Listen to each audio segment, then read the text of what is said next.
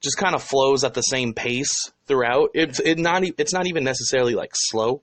It just kind of has that same general pace throughout. It doesn't like super intensify and move and burn through from there.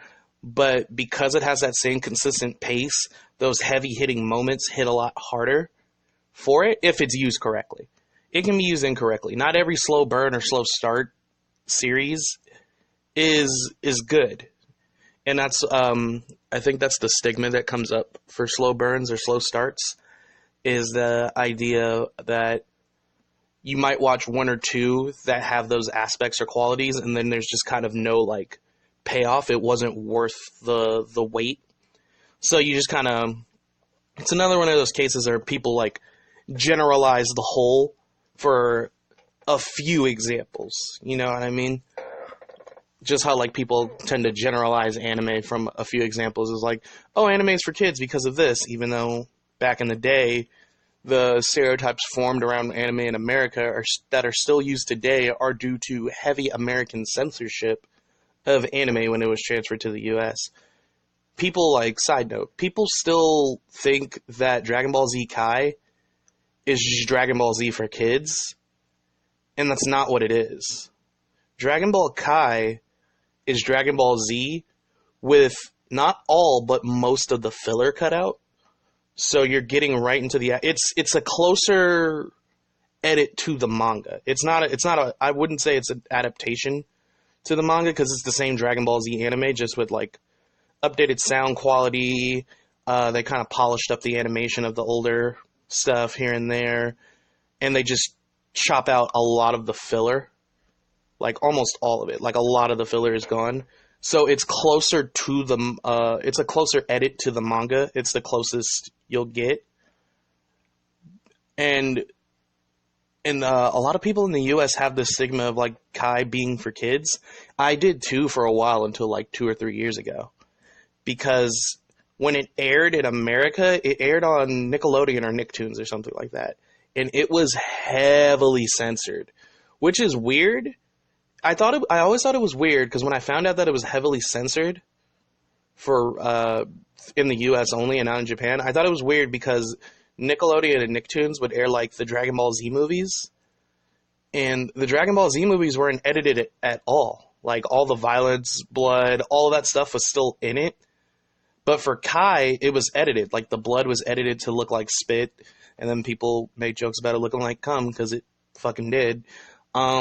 Points of like somebody getting hit hard as fuck were like edited out at the last second, so it's just kind of like a flash right before they get hit, and it just shows them flying.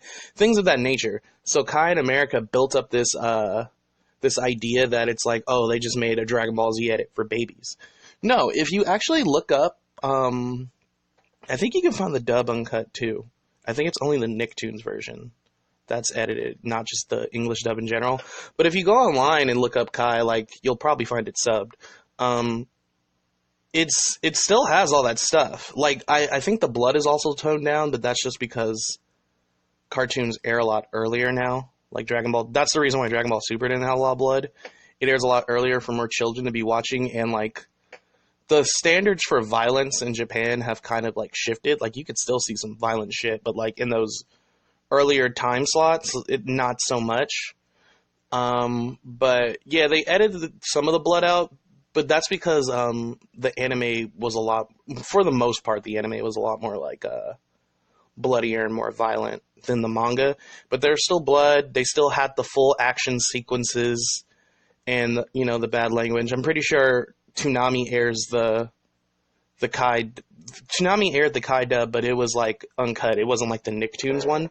I don't know for sure, but like, it's still Dragon Ball Z. It just has better voice acting quality, better because the voice actors are more experienced in the sub and the dub. The Kai dub is awesome.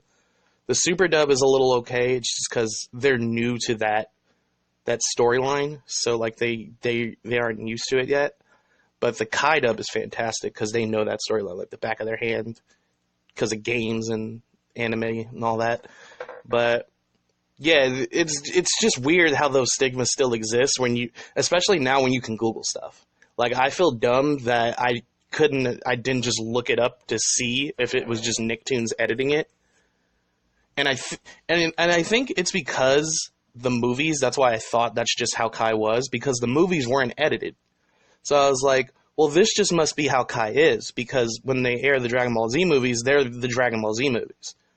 But no, that's what Nicktoons did. So, sorry, that was just a random tangent, but I hate those stigmas and stereotypes because it's so easy now, especially, like in 2019. Come on, y'all.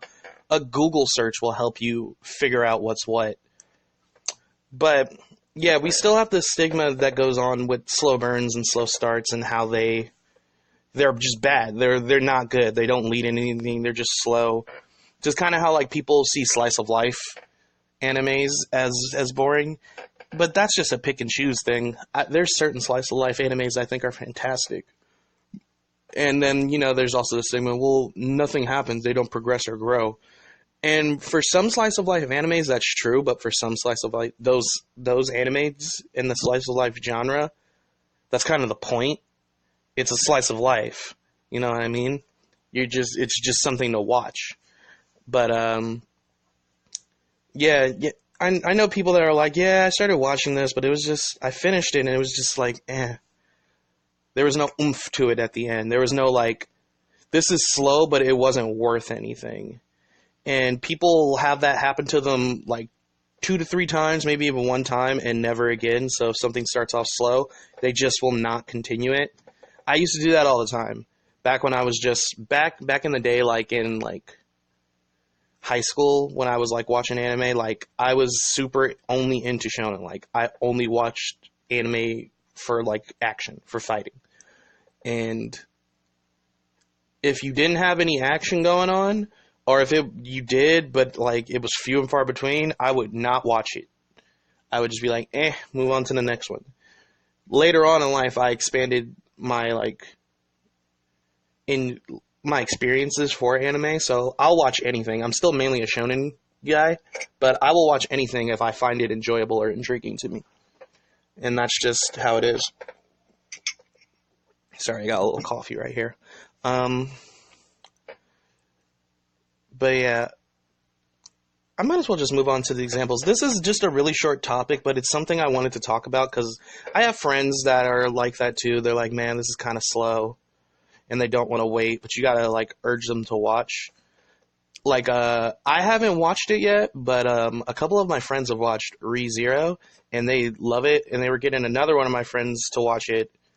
And at first, he wasn't feeling it because it was slow. And they were like, yeah, it is a slow start.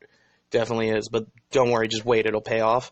I personally have not watched Re:Zero yet, so I can't say for sure if it's worth the watch or not. In fact, I find that more personal opinion. But homeboy that was like, I don't know, man. By the time they got into like the second half, I know he was vibing to it. Like he was definitely into it. He started to like really, really enjoy it and get hype for it. So that's cool that, they got him to do that because he seemed like the type of person that was like, it needs to hit quick. And I think the problem with slow starts or slow burns, for some of them, the ones that fail, I feel like the ones that have the slow start anime and the slow burn animes that fail are the ones that can't grab your attention. You can be a slow starter or a slow burn and still have something in it that grabs that grabs the viewer's attention. If you can do that, then they'll be like, yeah, this is slow, but maybe something's going to happen, so I should stay and watch. If you don't have that, people are immediately going to lose interest, because not only did your series start off slow, there's nothing intriguing about it. There's nothing more I want to know. There's nothing, like, seeming to lead to anything else or appealing. You have to have some kind of aspect that's just like, I wonder. Or else you're just going to have to hope that word of mouth saves you. But in order for word of mouth to save you, you have to have a following that is willing to sit through that. So I feel like a lot of the animes with the slow starts and the slow burns that fail just cannot execute that properly. So that's how it is. You have to have an attention grabber. Something in your story has to like stand out, even if it's slow. I've watched slow series that I'm just like, yeah, I've been like 3 episodes in. It's, I don't know. But this, so I want to see where this goes, so I'll give it a little bit more. And then 2 episodes later, boom, fucking slaps me in the face. Like, so yeah, let me get into the examples. One of the examples that I just actually thought of is Durarara. Durarara is my second favorite anime series of all time. I love Durarara. I've been starting to read the light novels. I only have the first two, just because I'm gonna buy a book every time when I just have the money to purchase one. I can buy them all off Amazon, and they're all translated. I think the last book just recently got translated, like last year or sometime this year. So I'm like, cool, I can read them all in English. It's awesome. So I have the first two, but I love Durarara. I love that storyline. Durarara, if you started Durarara and then dropped it because within like the first like 3 episodes it made no fucking sense, don't worry, it makes no fucking sense. Like, I tell people this all the time when they watch it. I'm like, if you're going to watch it, you have to watch it to at least episode 5. And I know that sounds like weird, but you just kind of do, because it doesn't really start to form into like a coherent story until episode 5. Not to say that like none of it makes sense, but it's just like you don't understand what's going on. Like, there's all these different like things happening every episode, so you're like, well, what the fuck is the plot? When you get to episode 5, it kind of all fits together. And one of my friends, one of my like best friends, I got him to watch it, and I watched it with him because I'm always down to watch Durarara. And he was like that. Like, he was like, this is weird, but I kind of want to keep watching because it's so weird. I want to know what's going on. And I think that's a good attention grabber for it worked for Durarara, but it's a heavy risk because it's so weird. It's so like, yo, I just watched the first episode. What? And then you watch the second episode and you're like, nigga, what? And then you watch the third one and you're like, what? And then you watch the fourth one and you're like, why am I still watching this? I don't know what's happening. And then you get to episode 5 and you're like, I'm starting to get it. It starts to like complete itself. And it's really cool like that. But I think it was a big risk, big reward thing for that series, because you can lose attention because they don't know what's going on. But it had something about Durarara, and within those first like 4 episodes before that 5th one, is so intriguing, or at least for me, like I found so intriguing that I kept watching because I actively wanted to know what was going on. The first episode, you're like, okay, it's a first episode. And then the second episode, you're kind of like, wait, what? Are they going to run this back and break it down for me? And then you watch the third episode, and I was just kind of like, I don't get it yet.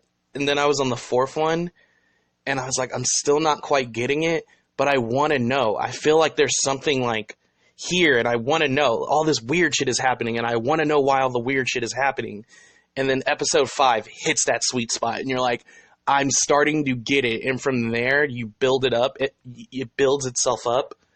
And you can split Durarara into 5 parts. It's 2 series. It's Durarara and Durarara X2, and I believe they split Durarara X2 into like another little part. But I would count it as 5 parts. That's 5 arcs. I would say every time the opening changes, that's a new part. That's a new like arc in the series. So like the first half, it's like the 2 halves of season 1. So that's 2 arcs. And then Durarara X2 has 3 arcs. So every time the opening changes, it was an arc. And they kind of had this formula. It would start off from part 2, from the second arc onward, like within the first 3 episodes, you would start to get what's going on. But they kind of like set it up. It's like the arc starts. Here's all this shit happening. Why is all this shit happening? These characters are doing this. These characters are doing this. These characters are doing this. How does it link together? Why is it happening? What's going on? What's it leading to? Every arc of Durarara I found intriguing because it was like solving a puzzle. You wanted to know what was going on and why everyone was so intertwined with each other. And the payoff was finding that out. The payoff was like the climactic point of every arc. Every arc had this climax. Like, if spoilers if you haven't watched Durarara, but the climax of the first arc is that the quote-unquote main character, he probably is the main character. His name is Mikado Ryugamine. He moves into the town of Ikebukuro to go to school, meet up with an old friend who moved into the city, and because he wanted to try new things and explore a new life. And as he moves in, they always mention this gang called the Dollars. It's like a new gang. They're not a color gang. They don't have a color code. No one knows how to get into the Dollars. They just popped up. And nobody really knows who leads them. The payoff of the end of the first arc is finding out that Mikado is one of the founders and current leader of the Dollars, and no one knows. And he built the gang up before he even moved into Ikebukuro. So when he gets there and people are talking about it, you're just like, man, who are these guys? So when you find out Mikado has done this the whole time, you're just like, yo, that's awesome. And it makes him a much better and more interesting character. And the payoff is so heavy because you're like, damn, he runs like this network of people in the Dollars, because anyone can join the Dollars. So the Dollars are just like almost so many people in the city are in it. And it's just like an information network. Like he can go on the blog post because he's the admin of the website, and he can just see what people are talking about, gather info, hey, shout out, we got this going on. It's so cool. And it's just like, and there's so many other things going on. That's just the big climax for Mikado's character, but there's other things going on too. And everything links to another thing. It's so interesting. It's just like, as you're watching it, you're trying to figure out what's going on. And just when you think you have everything, like you'll be like, this is what it is. You get to the payoff, there's always that little extra that's just like, ooh, okay. Oh, it's so good. It's so good, dude. I'm gonna watch it again. But I remember watching it with my buddy. And the whole time, I was making sure my volume was good. And the whole time, every part, we would get halfway through the part, and he was like, okay, I think I got what's going on. And he would tell me, and I was like, you're half right. And he's really good at that. He's really good at, like, piecing together a plot before, like, that critical moment. Like, he'll figure it. He's, like, no exaggeration. Like, he has a real talent or gift for it. And the only times I've seen him really, like, not quite almost get it are with Durarara and with JoJo's. Just because JoJo's is so, like, ridiculous and anything can happen, like, he'll sometimes be like, I'm like, you almost got it. And then with Durarara, every arc, I was like, you're half right. You're just missing one piece. And it's so good. Oh, man, I love it. But, yeah, I say that's an example for Durarara. Durarara is like an example of a slow start and a slow burn. Because every arc has that start where you're just like, okay, what's going on? And then boom, the payoff. And then it goes from there. But the goes from there is also kind of a slow burn. But it's like, it's going, the pace is normal, and then an event, and then that climax at the end. And it's really, really interesting to see how everyone's story intertwines with each other in that city. Like, it's awesome. Characters are super interesting. With Durarara, it's like you're always going to have at least one character you'll really like in Durarara because there's so many. And they all are so different and they vary. Fantastic show. I highly recommend it. It's on Hulu and on Netflix. So if you have either one of those, you can definitely watch it. It's subbed and dubbed on Hulu. I don't know if it's subbed and dubbed on Netflix because I only have Hulu. And it might be on Crunchyroll. I don't know if it's on Crunchyroll. But if you have Hulu, you can watch it subbed or dubbed. I think it has a fantastic dub. The sub is also amazing, of course. But the dub does a solid job, too. Yeah, but that's a good idea of, like, a good example of a combination of two of those aspects. So a good example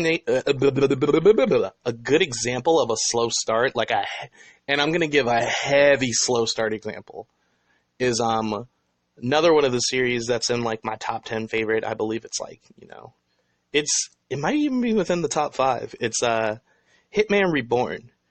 And if you haven't heard of Hitman Reborn, I feel like I don't want to say it's underrated. I don't think it's underrated. I think it's well known enough.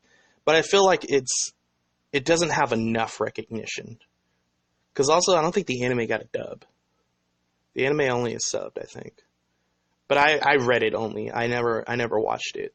I read it. But Durarara not Durarara.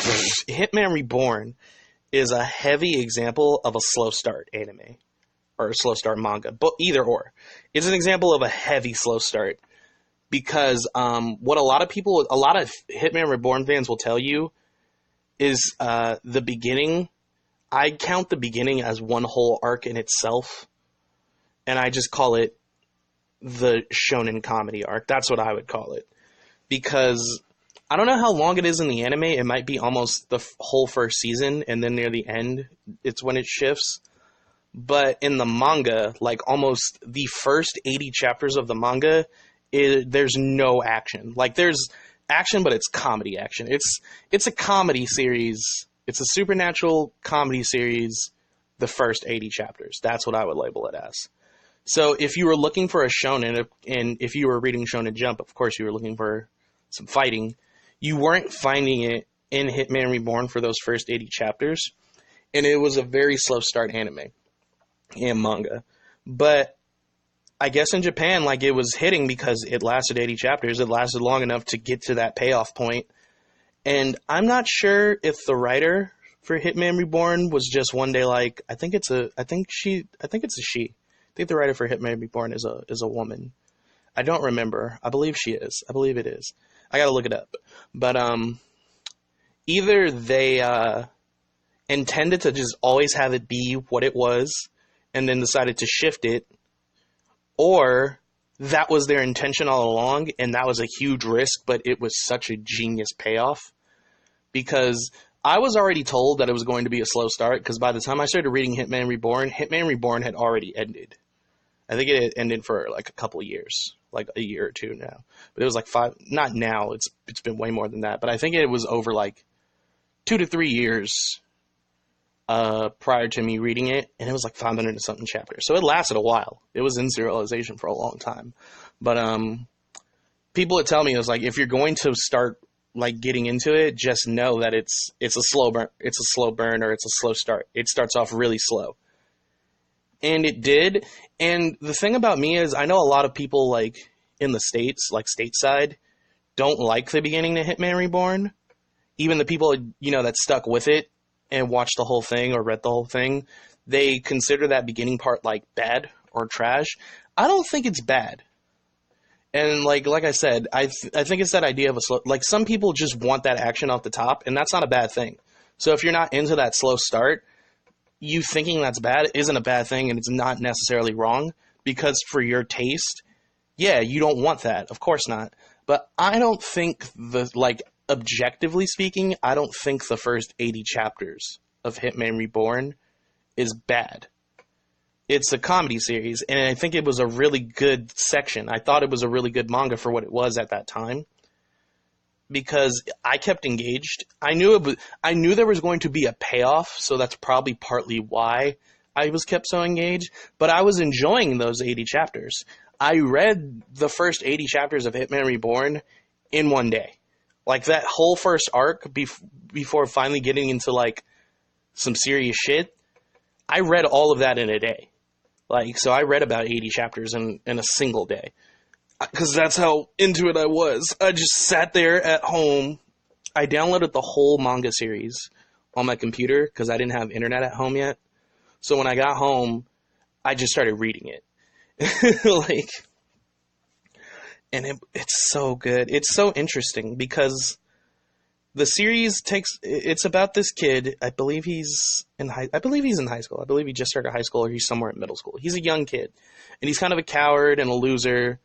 And he finds out, without giving too much away, he finds out that he's technically in line to become the next boss of this mafia. And he's being trained and mentored essentially by this little baby named Reborn, who is the greatest assassin in the world, like the greatest hitman in the world. And he really is, no exaggeration, no cap. He's the greatest hitman in the world. He's the number one hitman. But he's like a baby. So the main character, Suna, doesn't take it seriously at first. And the supernatural aspect of it is, and the whole beginning part, is that Reborn is essentially trying to make a man out of Suna, like form him into the boss he's supposed to be when he gets older. So he has this gun with these special bullets called dying will bullets. And pretty much, if you have a desire or something you want to do before you die and you're shot with the bullet, instead of dying, you're kind of reborn, essentially, with this dying will, like this intensity, to complete a task before you die. So you get a huge stat increase. So the joke of the chapter's worth throughout this first part, there'd be something happening, Suna needed to achieve a goal. Reborn would shoot him with the bullet, and he would go from cowardly Suna to like this intense, angry, like, oh, I gotta do this shit, Suna, and he would get the job done. And then he'd go back to being normal, cowardly Suna. So you meet all these characters. There's this one dude named Gokudera, who's my favorite fucking character in the series. He uses dynamite to fight. It's so silly, like he throws sticks of dynamite to fight you. And it's really dumb. He has a classmate named Yamamoto, who's like this star athlete, cool guy. Him and Gokudera butt heads. There's like the student. He's like the like school security kind of like student, like a hall monitor kind of type guy named Hibari. He beats everyone's ass with some tonfa, and this is before like supernatural powers with them are even involved. Like Suna's the only one with like the dying will flame thing, beats everyone's ass. There's Ryohei, who is the older brother of a girl Suna likes, and he's super into sports and boxing. And there's all these characters, and you meet like other like leaders of gangs. Like there's this one dude, and his whole thing is like he's an awesome fighter. He like fights with a whip. He's great with combat. He's an awesome boss leader. But I forget the gimmick. I think he can only fight well either when his gang isn't like seeing him or when they are. I forget which one it is, but like it's one way or the other. I think he's like a fucking klutz when his gang's like there, like seeing him, but when they're not there, he's like this awesome, extremely like skilled, talented dude, and it's just like the joke of it. And it goes on like that for 80 chapters, but all of them are engaging. It's not like the same thing every time. It's like, oh, that was funny.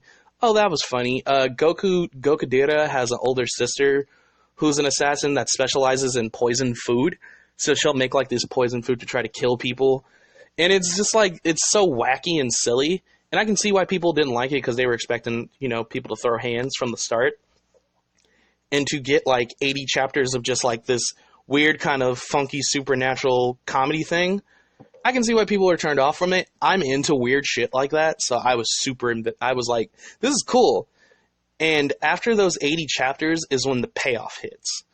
The payoff is the first major arc in the series of Hitman Reborn, and the villain is really intense and stays there throughout the series. I believe his name was Makuro or something like that. And he was a high-level threat. So the arc starts off as like this rival school is attacking them, and like Makoto goes to that school, but it goes much deeper than that. And the fights are actual like fights. Like there's a dude in their enemy team that uses yo-yos, but he's like beating the living shit out of Gokudera in the middle of town, and Gokudera like gets the upper hand on him and like fucking darts by him, leaves a bunch of sticks of dynamite, blows him up, and Gokudera's just standing there looking all tough. And I was like, yo, this arc opened up hard as shit right now. Yamamoto gets in a fight. Oh, and the joke about Yamamoto is he doesn't believe any of the gang shit going on. He thinks it's a game. He thinks Reborn is a child that's playing a game, and they're just playing along with the act. And even so, when he gets in the fights, he's like throwing hands. And he gets like a sword. Like he's a baseball star. But Reborn gives him a sword or like a bat that when he swings it hard enough, it turns into a sword. So he doesn't really have any swordsmanship skills yet. He's just swinging it around. But he has a fight, and it's really cool. Like there's all these fights. So then it gets to like the final part of the peak of the arc. They fight Makuro. Makuro is no joke. He uses like a spear as a weapon, and he has this reincarnation will eye that has all these different powers. Makoto specializes in illusions. So he whoops everyone's ass. Like, no one can even touch him. Suna, even with the dying will flame, gets blown the fuck back. And it's this point of growth, and it's the true shift in the story. And it's just like, I'm so glad I stuck with it to this point, because this is when it gets good. A new bullet is made for Suna, and when he gets hit with it, it's a different variation of the dying will bullet.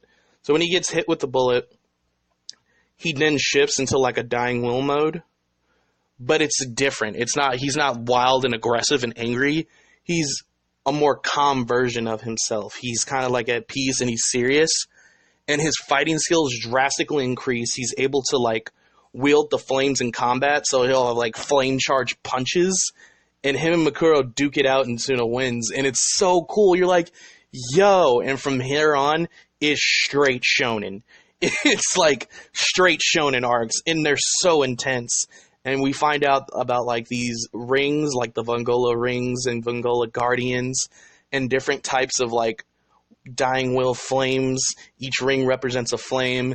And you find out what's been happening is these first 80 chapters were building up Suna's character to be able to get to that next step, that next flame. So every time he goes into that mode, he's like a lot more serious and a lot more calm and ready to fight instead of just being a coward all the time. And as the story progresses, even normal Suna kind of like mans up here and there. He has those moments and those character growth changes, and it's really cool. Like he'll be like, I don't want to do this, to like, okay, I have to fight. And he'll take the flame and get serious, and they'll throw down. And you find out like all these other people involved in the story, like Goku Dera and Yamamoto and Hibari and Ryohei. These people are meant to be like his main entourage for the gang. Like Goku Dera is his right-hand man, and Yamamoto is his left-hand man, and Hibari is like the strongest guardian. It's really cool, and they all get powers and develop like abilities that represent them, like different dying will flames that represent their character and abilities and shit, and they get character growth. Like Goku Dera is my favorite character because I related to him so much, so his growth is always awesome to see. And it was just like, whoa, what the fuck? This thing totally shifted, but it's still the same story. And I think the reason why, even though it was such a heavy, slow start, that it hit so well was because once you get to that point in the story, shonens tend to have those arcs where it's like, okay, we got to dive into a nigga backstory real quick. We got to go over this. We got to talk into detail about this. They didn't have to do that with the main characters, because we already knew who the main characters were. And not only did we know who they were, we knew who they were for a while. Like the first 80 chapters of Hitman Reborn, you get to know these people. Like, you know their personalities, why they're here, what their goal is, what they're doing, quirks, likes, dislikes, interest, skill set, things of that nature. So from that point forward, when it becomes a shonen, all you get from these characters each arc is growth. You get growth every arc. There's no like going back and thinking of stuff. Like they do that, but not as heavy as a normal shonen would, because it's unnecessary. We already know that. So it's just like the next arc after that first series one is just nothing but growth for every character, and it's so cool to see. And it's like the writer built a world. So we already know these people, so now we're just watching these people grow. And I think that was the payoff of that slow start, is just like, now that we're here, we don't have to worry about that stuff anymore in the middle of the action. We can just get to the action and still have a good plot and still watch characters progress, because we know these characters so well already. And fantastic example. Another big risk, big reward thing, because that slow start is heavy. 80 chapters, man. And I think for the anime, it's like almost the entirety of the first season, except for like the last few episodes, and then the last few episodes is the Makura arc. But oof, oh my god, when it hits, and it's so satisfying. And then so one last one, we're going to get into the example of a slow burn. And again, I'm bringing up JoJo's Part 4, Diamond is Unbreakable. I would consider this the most fantastic example of a slow burn anime I have ever seen. Not the entirety of JoJo's, Part 4 specifically, because every part is different, a different storyline, different main character. And the reason why I think part 4 is such a good slow burn is because it's a shonen with a slice of life murder mystery aspect to it. That's what I would call Diamond is Unbreakable, because I always say it's split into acts. So act 1 is like the crazy, noisy, bizarre town. Like, you get to know people, meet other stand users in the town. There's moments where stands clash, but it's like, it's fun, it's free, you're like, oh, cool. They have that serious villain in like Red Hot Chili Pepper in the first arc, and then they beat him. You know, it's this enjoyable thing. It's fun. And then you get to act 2, and they find out there's been a serial killer lurking in the shadows of the town all this time. It's getting really intense. They encounter him, they clash, people almost die, people do die, and then the killer gets away. Act 3, they're now actively searching for the killer, who's now changed his identity, this and that and that and this.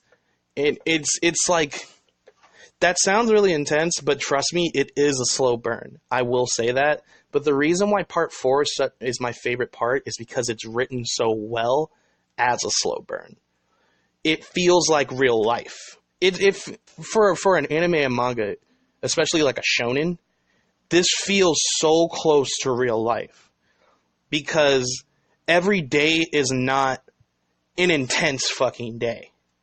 Some days are just chill. Some days are just normal. Some days you're living your life as normal as a JoJo's part can be. But I feel that's why it hits, because the pacing of part... Ooh, shit. Accidentally turned the volume down too low. The pacing of part 4 is very consistent. I wouldn't call it a slow start. I would call it a slow burn, because it always kind of stays consistent. And like I said, it has those moments where it's like, boom, that happened. And then we have like, you know, shit going on, pacing, shit going on, boom, that happened. So it's always engaging because it's consistently keeping you entertained. And then it has those explosive payoff moments in between them. So it's always like, oh, this is cool, this is cool, this is cool, whoa, this is cool, whoa. And I feel like it's written so well that way. Like, part 4 is just consistently entertaining. And I think that's what you have to do with a slow burn. It has to be consistently entertaining. It can't slope. You can't turn a slow burn into a slow start. You just can't. Because if you turn a slow burn into a slow start, it goes from like, this is cool and interesting, to like getting boring. So people are going to lose interest. So yeah, when people lose like interest in it, you've kind of lost them. Even if there's a payoff later, like not a lot of people might stick with it, but you probably lose a lot of your core audience. So you can only go up and then back down to that neutral state with a slow burn, and I think that's why I call it different than a slow start. Because that's what part 4, in my opinion, that's what part 4 did. I know a lot of people don't like part 4, but I think part 4 is my favorite part still so far. Like, in terms of the anime, I don't know about part 6, 7, and 8 yet because they're not animated. And part 5 is just about to finish. But I still think part 4 is my favorite, definitely. But yeah, I think that's what they did. It was always like, I wouldn't call it slow. It was always like kind of consistently paced with itself, and then had those explosive payoff moments, and then went back to being consistently paced with itself. So a slow start starts off slow, then boom, it just gains steam and goes from there. Same thing with a slow start. Like, you can't slow down again, or it's going to hurt you. You have to stay consistent. And then with a slow burn, you can only go up and back to neutral. You can't go lower than neutral. So the idea of a story is, once you speed up, don't slow down. Like, the point of starting off slow is to build stuff up and then reach the payoff. And I think that's what Hitman Reborn did really well. And then with Durarara, they kind of go back and forth, but every arc is set up that way. So it's not like, oh, it's going to be slow again. It's a new arc, so it's starting slow again, and then boom, it's going up again. So that's why I consider it both a slow burn and a slow start. And then with JoJo's Part 4, it's just a slow burn consistently all the way through, because you get those huge payoffs, but you also stay consistently entertained throughout the entire part.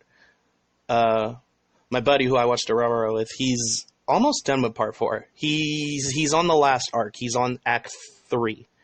of part 4 is what I consider it. So he has like 15 episodes left, because part 4 is 39 episodes, and we just finished episode 25, I want to say.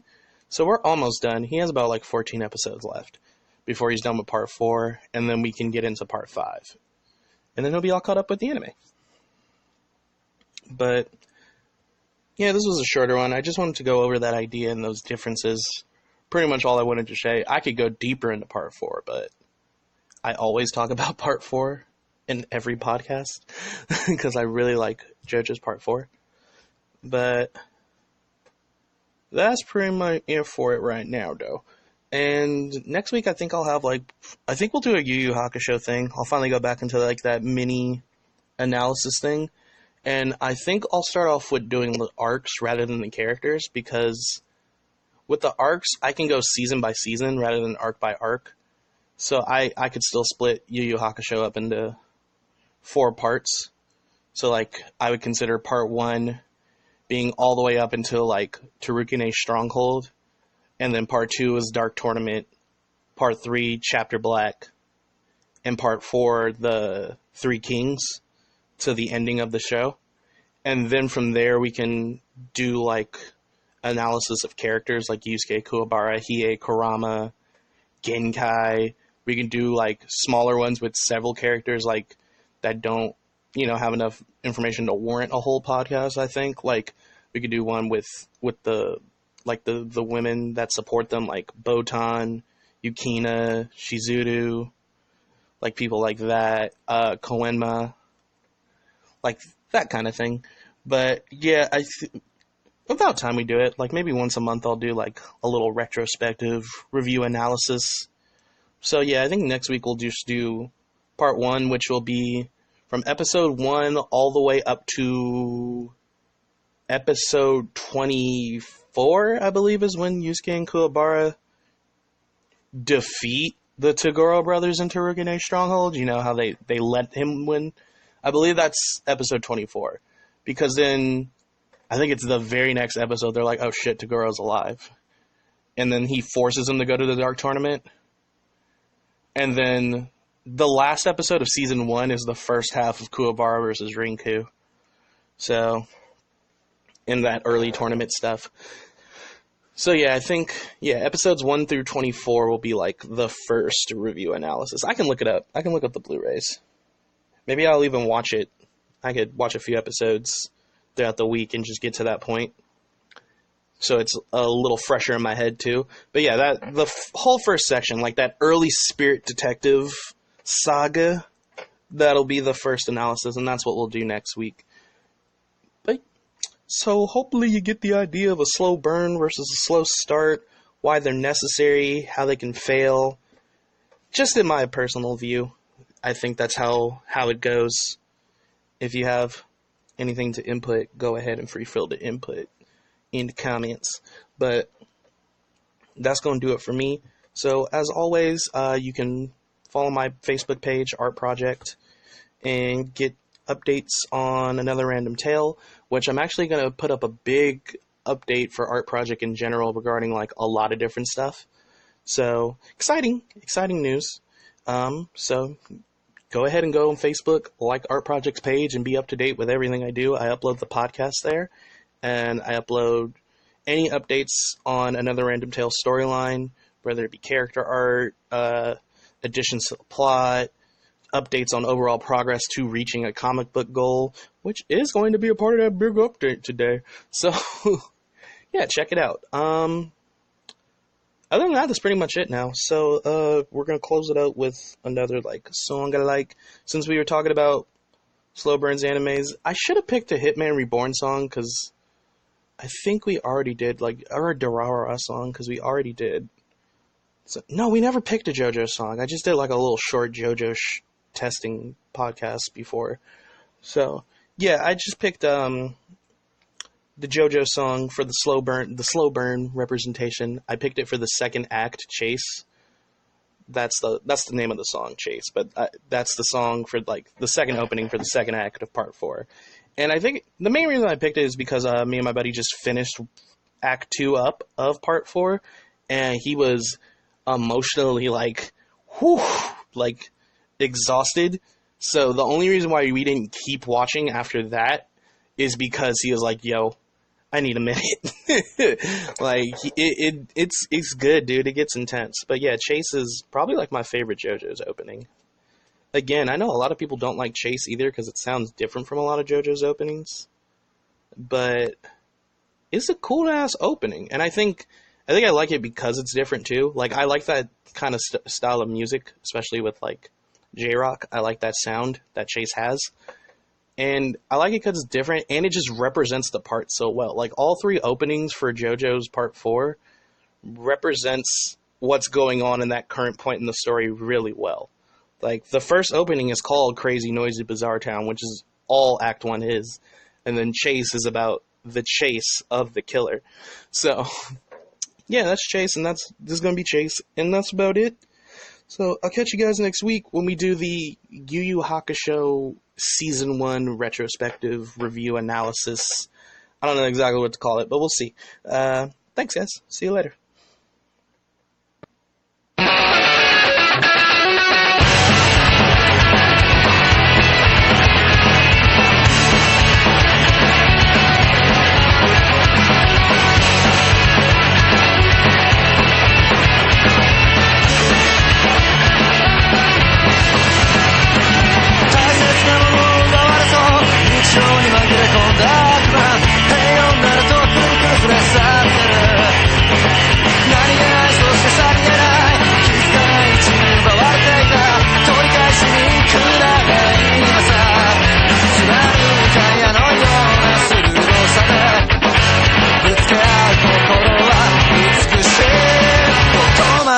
Chase